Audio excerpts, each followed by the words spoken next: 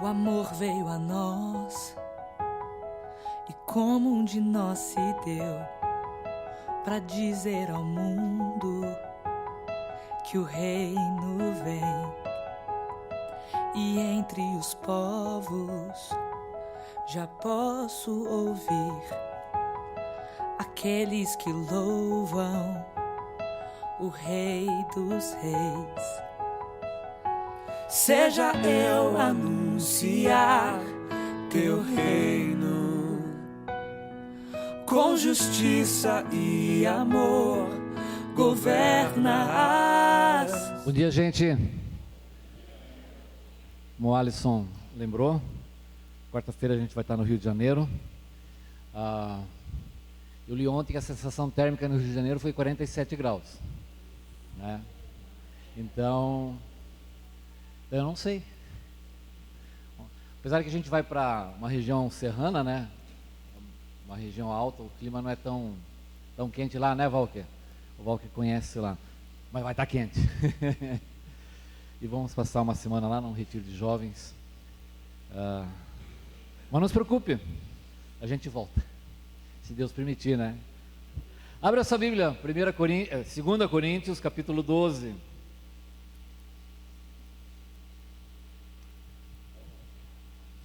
Segunda Coríntios, capítulo 12, a partir do versículo 11.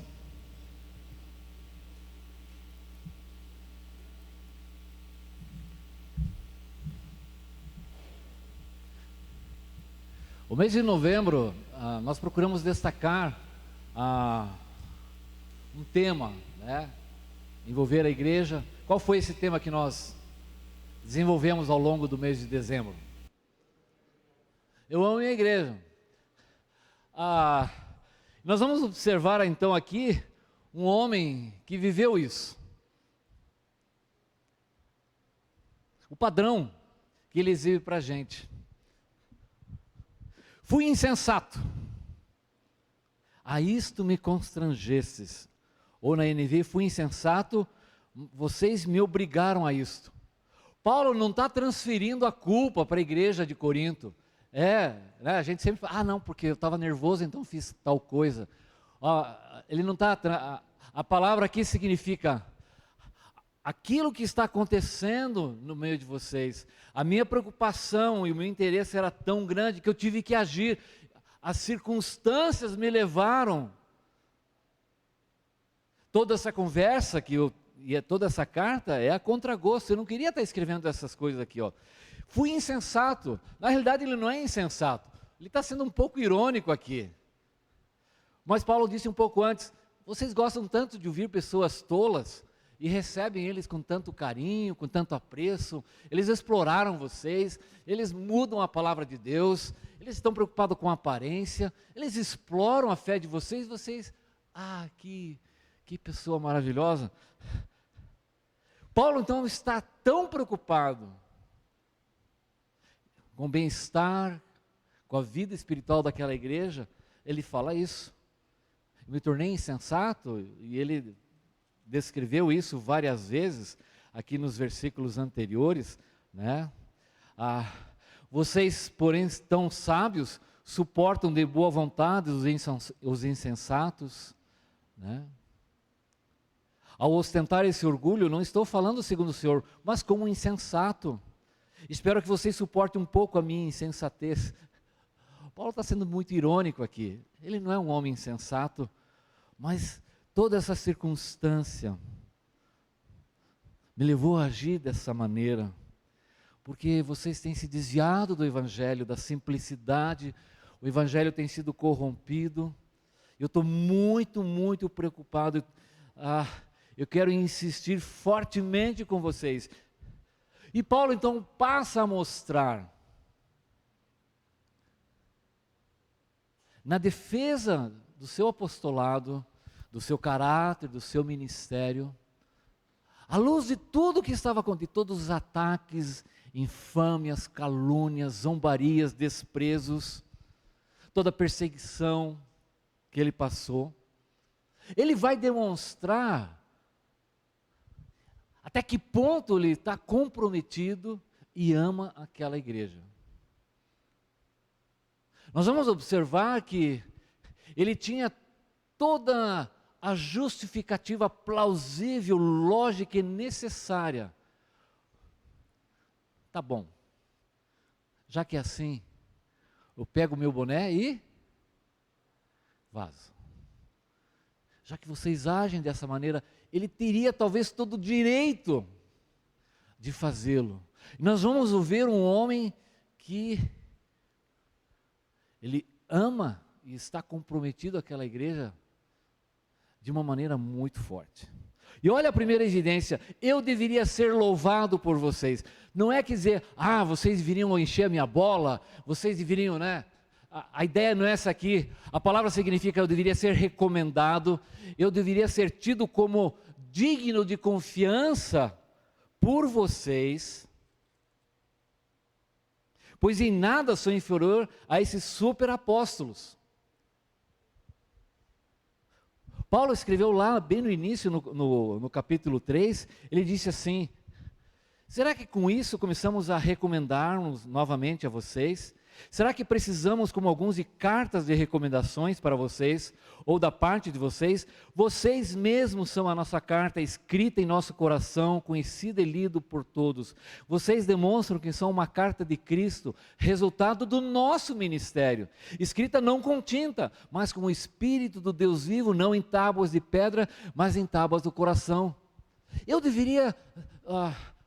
Tudo que eu fiz durante 18 meses, Paulo esteve trabalhando entre vocês, ministrando. Ele diz assim, primeira carta de Coríntios 9, acaso não sois frutos do meu trabalho no Senhor? Eu estive 18 meses, ensinei a palavra, visitei quando estava doente, conversamos juntos, falei com a sua família, ensinei as coisas de Deus, preguei o Evangelho. Vocês sabem quem eu sou, eu deveria ser tido, vocês são as cartas de recomendação, ao vivo e a cores.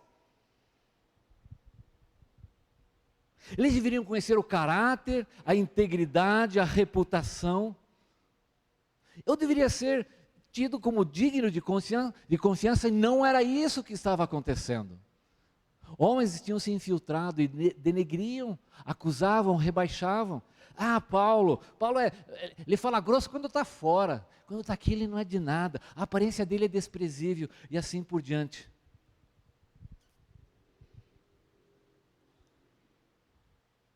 Em nada sou inferior a esses super apóstolos. Essa é uma expressão muito rara. Essa ideia de super apóstolo aqui significa esses figurões, esses caras que se acham tão grandes, esses caras famosos. Eu não sou inferior a eles, mas ele termina, parece um contrassenso, né? Embora eu não seja nada. O que ele está querendo dizer com isso? Que esses homens se apresentavam de uma maneira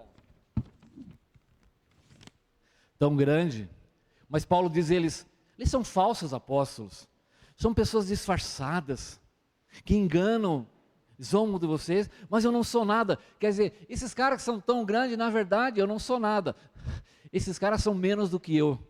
Porque ele mesmo disse, porque eu sou o menor dos apóstolos, que mesmo não sou digno de ser chamado apóstolo, porque persegui a igreja de Cristo. Isso está em 1 Coríntios 15, 9 e 10. Mas pela graça de Deus sou o que sou. E a sua graça que me foi concedida não se tornou vã, antes trabalhei muito mais do que todos eles, todavia não eu, mas a graça de Deus comigo. Esse homem, Paulo, ele tinha toda a razão, porque aqueles homens colocaram a igreja contra ele. Eu deveria ser tido digno de confiança, mas Paulo está comprometido com aquela igreja. Ele tinha toda a razão, mas ele amava aquela igreja, como ele vai declarar logo a seguinte. Versículo 12... Pois as credenciais do apóstolo foram apresentadas no meio de vocês. E ele cita então essas credenciais. E essa mesma expressão foi usada, Pedro usou com relação a Jesus. Isso está em Atos 2, ele disse assim, Jesus o Nazareno, varão aprovado por Deus diante de vós com milagres, prodígios e sinais. Ora, Paulo está falando isso, olha, essas credenciais, vocês viram. E eles não podiam negar e falar, não, Paulo está inventando, porque Paulo sabia e eles eram testemunhas dessas realizações, milagres, prodígios e sinais que ele tinha realizado ali no meio deles. Aqueles homens não tinham essa autoridade. Eles não eram autorizados por Deus, pelo contrário, mesmo muitas vezes fazendo coisas semelhantes, e isso Satanás pode fazer, eles não tinham a chancela, a autorização de Deus. Foram apresentadas no meio de vocês, vocês não podem negar essas coisas. Paulo não poderia assim, arrogantemente ou pretensiosamente, eu fiz isso, quando ele sabia que não era verdade. E mais uma vez, isso foi apresentado no meio de vocês, com toda a persistência, não foi só uma vez, mas muitas vezes. Mas Paulo não está preocupado tanto com isso, mas o que ele está mostrando, eu não sou em nada inferior a esses homens, eu sou digno da confiança de vocês. Então, apesar de tudo isso, vocês sabem quem eu sou e o que eu fiz, vocês sabem do meu compromisso, da minha conduta e do meu comportamento para com vocês. Versículo 13, porque em que tendes vós sido inferiores a demais igrejas, senão no fato de não vos ter sido pesado? Aqui está outra evidência de um homem que está comprometido com a sua igreja. Ele foi criticado porque de alguma maneira ele não estava sendo sustentado e não aceitou receber as ofertas daquela igreja. Não, mas não era porque ele desprezava o dinheiro, não é porque aquele dinheiro não era bom. Mas Paulo de alguma maneira tomou e reafirmou, e pelo menos se você observar aqui nesse contexto, no capítulo 11, ele diz assim, quando estive entre vocês e passei por necessidade, não fui um peso para ninguém. Versículo 11, 9. Fiz tudo para não ser pesado e continuarei a agir assim. Esse foi o meu procedimento e eu vou continuar assim. E agora, aqui no capítulo 12, né, ele vai falar no versículo 13, eu nunca ter sido pesado. Versículo 14, não lhe serei um peso. Versículo 15, 16, seja como for, não tenho sido um peso.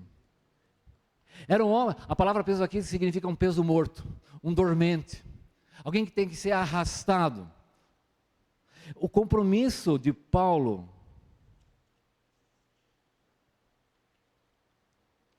é de que ele estava determinado que ele não sobrecarregaria a sua igreja. Ele ama aquela igreja. Eu não quero ser pesado para vocês. Enquanto estiver trabalhando entre vocês, eu não quero ser um peso.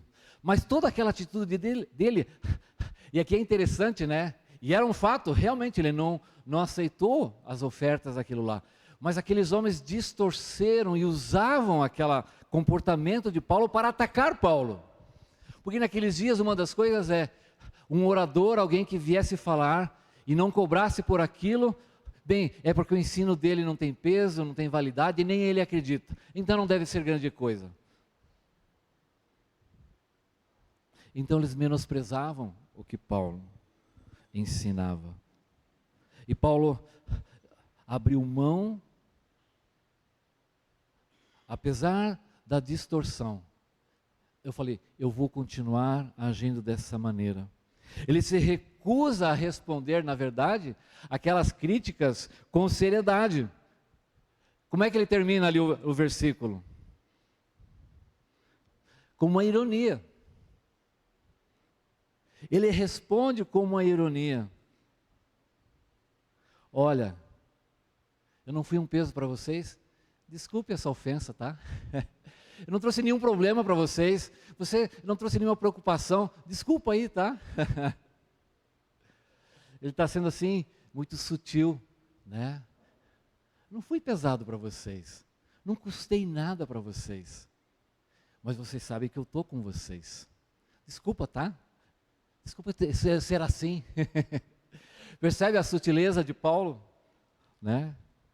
Esse homem ama essa igreja. Apesar, né, de eles não reconhecerem que ele era um homem digno de confiança, ele continuava amando.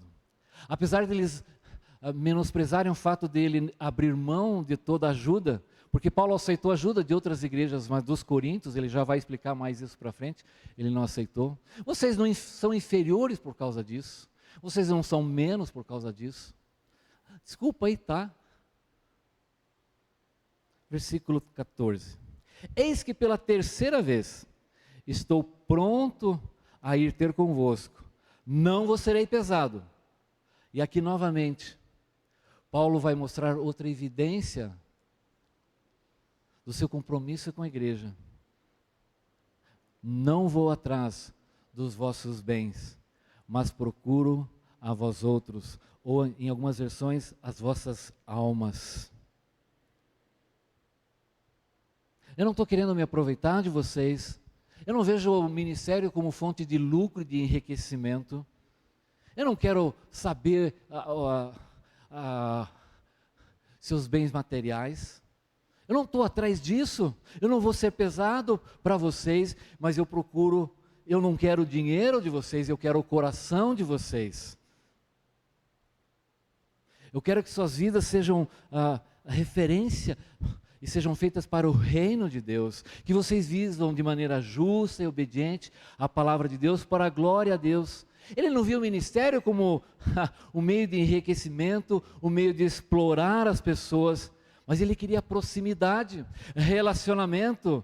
Ele estava preocupado com o bem-estar. Eu procuro o bem das almas de vocês. Apesar de toda a crítica, oposição, rejeição, menosprezo que aquela igreja estava tendo, ele falou, mas eu não estou procurando. O que eu posso tirar de vocês? Né? A lã que eu posso tirar de vocês, o leite que eu posso tirar de vocês, ou arrancar a pele de vocês, eu não quero, eu quero o coração de vocês. Eu quero estar próximo de vocês, eu quero ter relacionamento com vocês. Por isso ele reafirma, eu não sou um peso. Que será que agora ele vai levar da gente?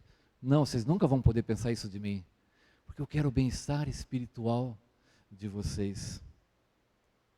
Então ele vai falar, e aqui novamente, né, ele fala, eu não sou um peso, eu não estou atrás das ofertas de vocês, eu não estou atrás dos bens de vocês, porque eu quero o coração, eu quero o relacionamento, eu quero estar junto com vocês, quando você não estiver bem, quando você estiver bem, quando você precisar.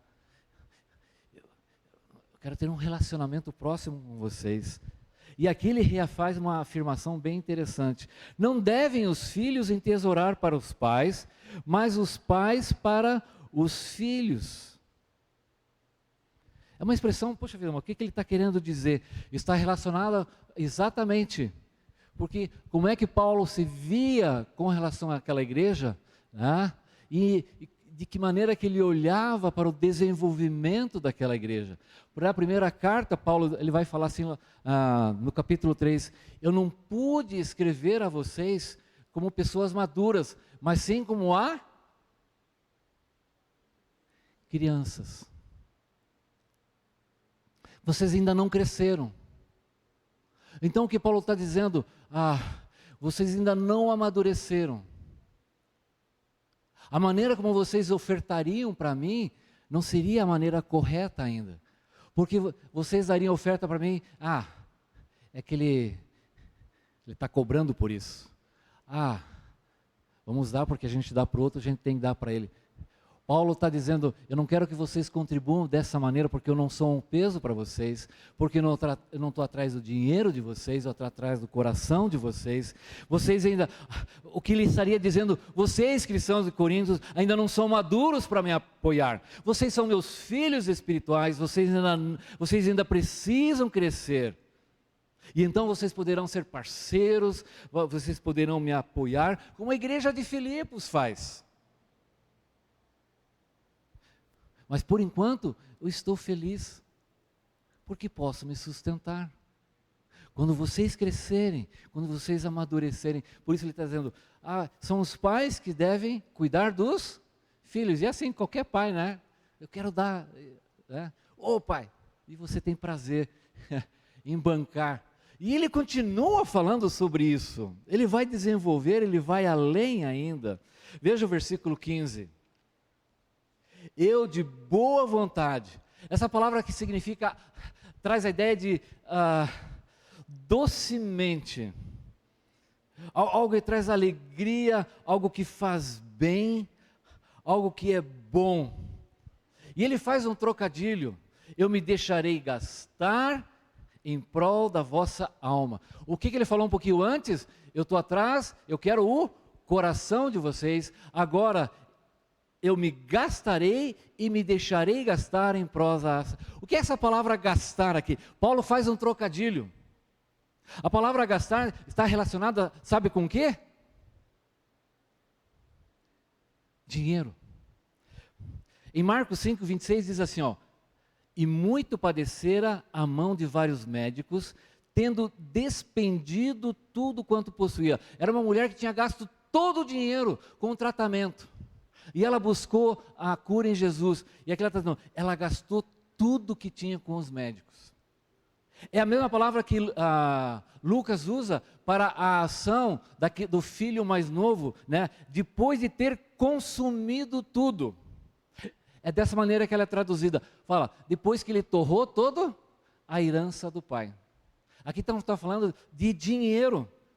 Eu me gastarei. Ele está tão comprometido com aquela igreja, o que ele está dizendo? Que eu estou pronto a investir financeiramente. Louvo a Deus por muitas pessoas aqui. Não vou mencionar todo porque eu não sei tudo que vocês fazem. Mas eu já vi irmãos, né, bancarem, tirarem dinheiro do seu bolso quando estão no ministério e bancarem. E ninguém fica sabendo. Vi casais bancando casais para ir no retiro. Vi jovens fazendo alfajor para ajudar outros jovens. Vi irmãos fazendo o bolo e chega aqui e compra o bolo. É que pode, né? Vi um pastor que chegou aqui, a gente vai com ele na farmácia e ele compra o remédio para aquela pessoa. E essa pessoa nunca mais apareceu aqui. E eu sei que tem muitas coisas que eu não sei.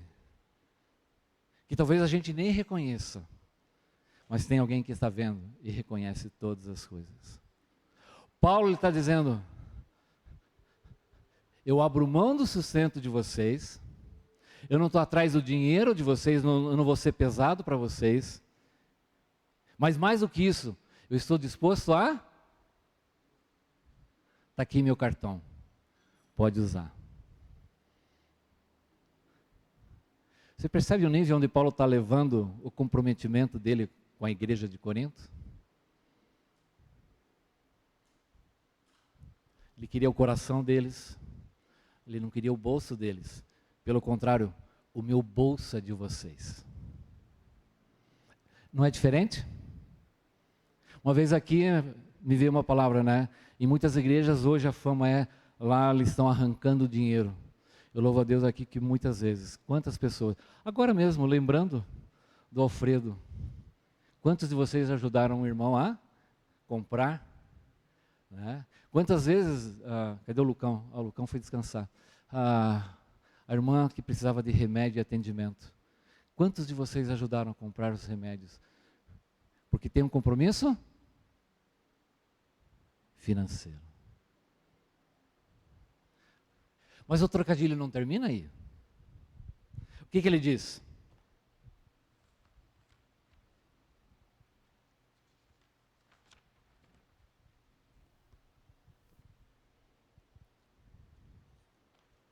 Onde é que eu estou aqui? Ih, me perdi aqui agora.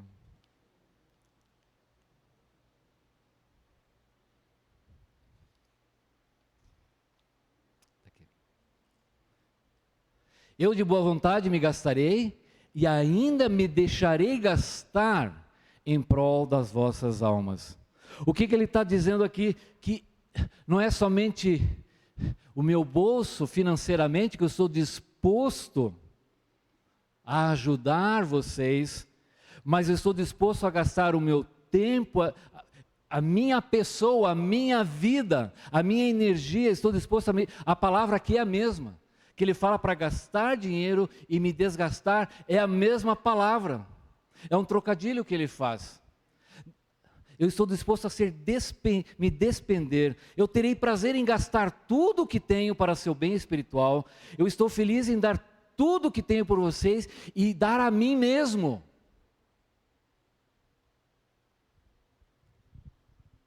Paulo não queria que eles gastassem o dinheiro com eles, mas ele investiria, ele se deixaria desgastar, ele estava disposto a investir na vida daquela igreja, ele estava comprometido, e seu comprometimento não era apenas financeiro, mas ia além, a si mesmo, a sua própria vida em favor daquela igreja. Ele não apenas estava envolvido, mas comprometido. Você sabe qual é a diferença entre envolvimento e comprometimento?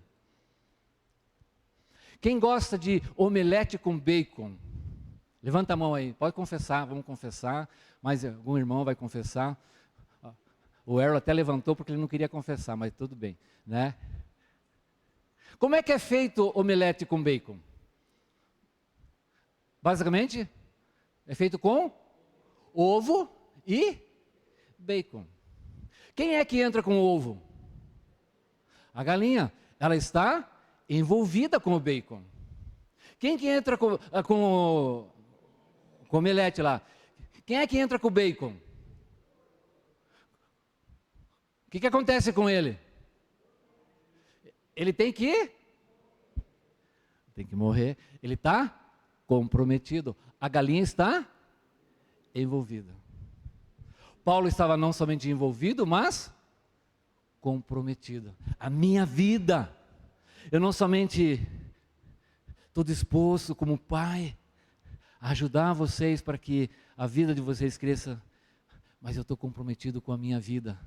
Gente, Paulo está colocando esse nível de relacionamento, de amar uma igreja, de um padrão muito especial. Muito especial. Ele podia não ser reconhecido, mas eu estou com vocês. Eu estou disposto a me dar por vocês. Eu não estou explorando vocês. Ele queria contribuir, não somente financeira, mas com a sua própria vida. Uma boa maneira de você verificar isso é como você reage quando o seu trabalho não é reconhecido por ninguém aqui na igreja. Ou ninguém nunca mencionou nada.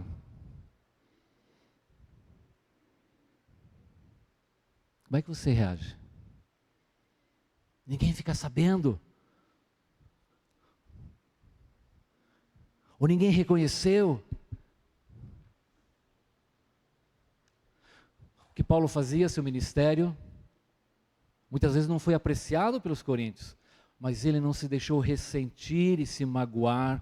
Pelo contrário, eu me gastarei, me darei por vocês, não vou ser pesado, eu quero o coração, eu quero me relacionar, a minha vida é voltada para vocês, E ele termina com uma pergunta: se mais amo, serei menos amado? Essa palavra mais aqui significa abundante. Se eu amo vocês abundantemente, por que seria menos amado? Paulo disse, mesmo essa conduta de vocês,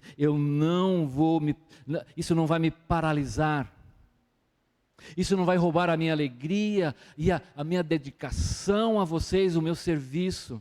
Eu vou gastar e me deixar gastar com prazer por vocês.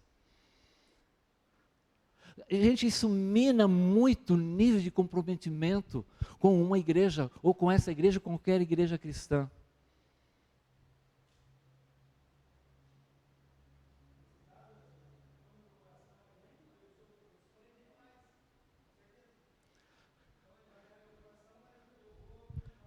Você se torna um gastador, um perdulário, mas do amor. É isso, Nivaldo. Você captou?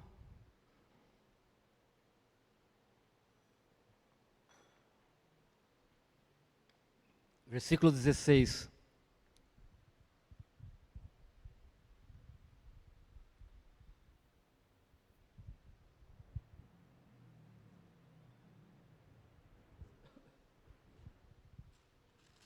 Versículo 10. Seja como for, não lhes tenho sido um peso. Eles não podiam negar isso. No entanto, como sou astuto, eu os prendi com astúcia. Novamente vem a sutileza de Paulo. Essa palavra aqui, ela foi usada anteriormente, por exemplo, ali no 11:3, né? 2 Coríntios 11:3, o que receio e quero evitar é que assim como a serpente enganou Eva com astúcia. Então Paulo está dizendo, mas na verdade eu estou enrolando vocês com astúcia, com disfarce. Paulo usa essa mesma palavra para aqueles falsos apóstolos.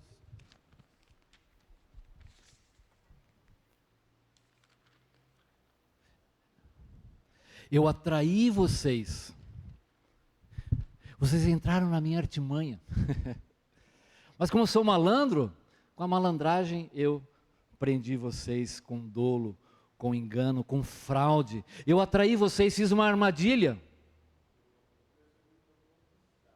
Como? Conquistar. É isso. Paulo novamente está sendo irônico aqui. Toda essa maneira de ser assim, é porque eu estava querendo, né, enrolar, enganar vocês e conquistar vocês para mim. Claro que não é isso que ele crê. Ele sabe que não é isso. Ele está chamando a atenção da igreja. Vocês acham que eu sou malandro, que eu sou um cara astuto, perverso, cruel, que estou manipulando vocês? Não é isso. E versículo 17 e 18, Paulo então vai questionar, novamente relacionado, olha o que é o versículo 17 e 18. Porventura vos explorei, o termo aqui é fraudei, ou defraudar, por intermédio de algum daqueles que vos enviou.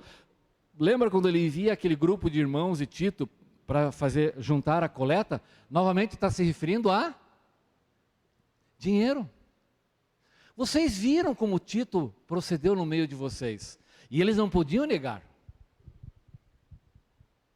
Eu me aproveitei, a palavra aqui significa usar de forma egoísta e ambiciosa à custa das outras pessoas, tirar vantagem do outro de maneira cruel.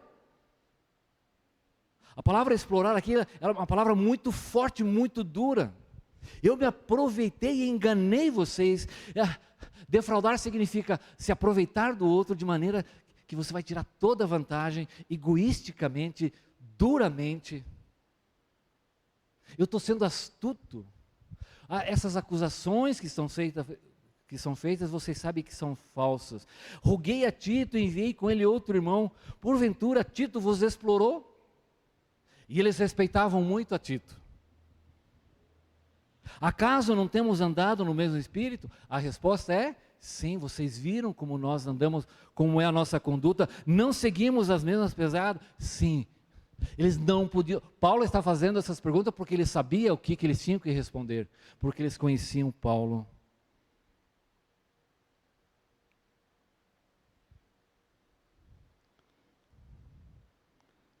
Paulo está apenas lembrando, veja como Tito procedeu no meio de vocês.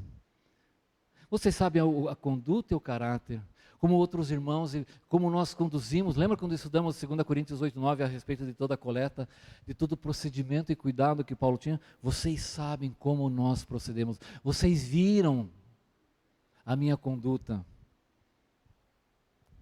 Paulo era um homem que tinha grande cuidado com aqueles recursos que a igreja levantava. Era um homem que amava aquela igreja. Versículo 19. E assim vamos por fim. Há muito pensais que estamos desculpando conosco. Paulo, pelo menos 9 meses, está mostrando aqui, eu não estou fazendo uma defesa necessariamente, primariamente, diante de vocês. Eu quero de vocês que essas coisas aqui estão acontecendo diante do trono de Deus. A minha preocupação primeira é se eu estou agradando a Deus. Falamos em Cristo perante Deus, e tudo, ó amados, para a vossa edificação. A questão de tudo isso é, por 9 meses, Deus sabe, Deus é testemunha. 9 vezes. Então não era apenas a questão de como aqueles líderes estavam atacando Paulo, ou como a igreja estava reagindo. O que Paulo está dizendo, eu estou colocando isso, todo esse meu procedimento diante de Deus. Falamos em Cristo, ó amados. Essa expressão, ó amados, é uma expressão muito carinhosa, de grande ternura. Não é propósito de Paulo fazer com que a igreja de Corinto se contorcesse de remorso, de dor, mas ele está levando e querendo ajudá-los e tirá-los daquele efeito narcótico, paralisante, enganador daqueles falsos homens que invadiram aquela igreja e que eles voltassem a viver o evangelho de maneira simples. E ele continua dizendo, ó amados.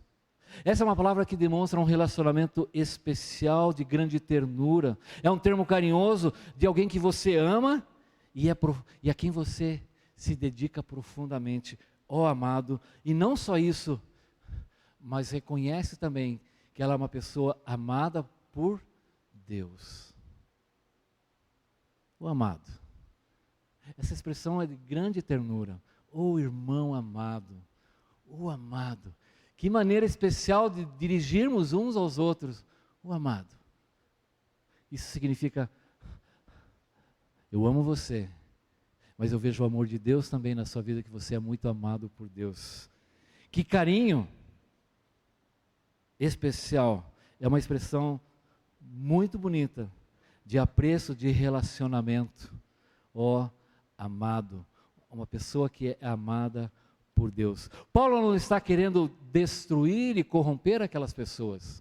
Eu quero a alma de vocês, eu quero o coração de vocês, eu não sou pesado para vocês, eu estou disposto a investir financeira, mas mais do que isso, eu estou disposto a dar a minha vida por vocês. Eu amo tanto vocês. E apesar de tudo que é falado contra mim, apesar da reação de vocês, como vocês receberam esses homens que falaram tantas coisas contra mim, eu ainda estou com vocês, ainda continuo amando vocês. Tudo isso que eu estou fazendo não é para que vocês fiquem com raiva, não é para que vocês se desanimem, mas eu estou escrevendo por grande preocupação, visando o quê?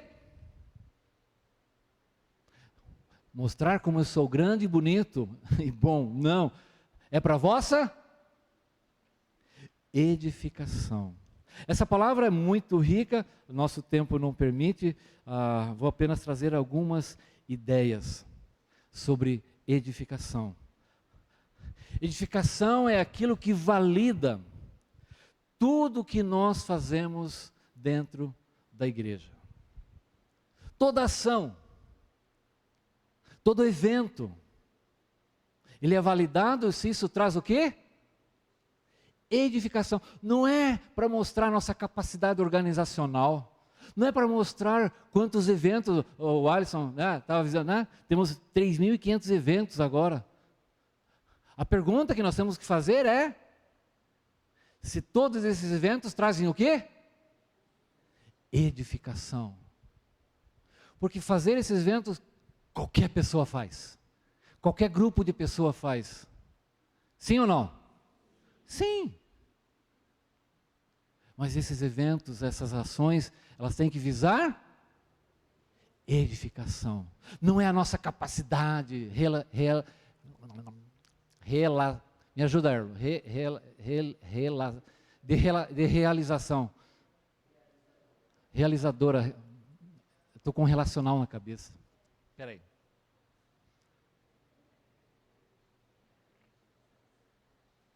É isso aí, vocês entenderam. Outra coisa, todo cristão está envolvido.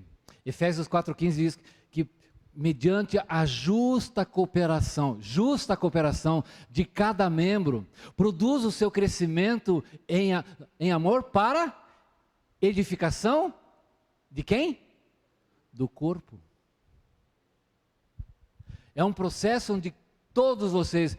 a igreja não está indo muito bem. Você acabou de se condenar. Por quê? A igreja está meio devagar, né? Você acabou de se condenar. Por quê? Porque ela está assim porque você não está fazendo alguma coisa. Você acabou de confessar uma coisa que não queria. Não está acontecendo muita coisa aqui, né? Você percebe? A edificação é um processo onde todos estão envolvidos. Está relacionado com o corpo de Cristo, é um processo de mutualidade, significa, ele é feito de uns para com os outros e controlado, direcionado no senhorio do Senhor Jesus Cristo. Envolve o conhecimento das Escrituras, experiências de vida e de ministério. É a maneira de Deus agir em nossas vidas, onde vidas são usadas por Deus em outras vidas, influenciando, servindo, discipulando, transformando pela justa cooperação de cada parte. Diz assim, 1 Coríntios 14, 26. Porquanto que diremos, irmãos, quando vocês se reúnem, cada um de vocês tem um salmo, ou uma palavra de instrução, uma revelação, uma palavra em uma língua, ou uma interpretação. Tudo isso seja feito para edificação da igreja. Não importa qual seja o dom, ele sempre tem que trazer edificação para... É isso que valida até o exercício de qualquer dom. São os dons em ação, é o poder de Cristo transmitido por nossas vidas, trazendo crescimento ao corpo de Cristo, para a igreja. E é isso que Paulo, estou envolvido com vocês, e meu ministério, a minha palavra, a minha preocupação, meu corpo, meu dinheiro, está tudo envolvido para que de alguma maneira vocês sejam edificados. Por isso qualquer coisa, seja uma visita, seja uma conversa, seja um programa, seja um evento. Ontem tivemos bazar, à noite tivemos um encontro de casais, todas essas coisas, tem o encerramento do Marta e Maria, a apresentação das células, a programação de Natal, e vai por aí, quanta coisa, gente. E irmã fazendo pastel, acabando com a dieta da gente, né? E faz aqueles bolos, né? Senhor, a gente, né, compra agradecendo e depois come pedindo perdão, né? Quantas ações? Como? É o mutirão que foi... Gente, tudo isso tem que trazer o quê? Edificação das nossas vidas. E aí tudo será válido. Aí o nosso coração estará no lugar certo. Aí é a viva demonstração. Perceba? Paulo tinha todas as razões.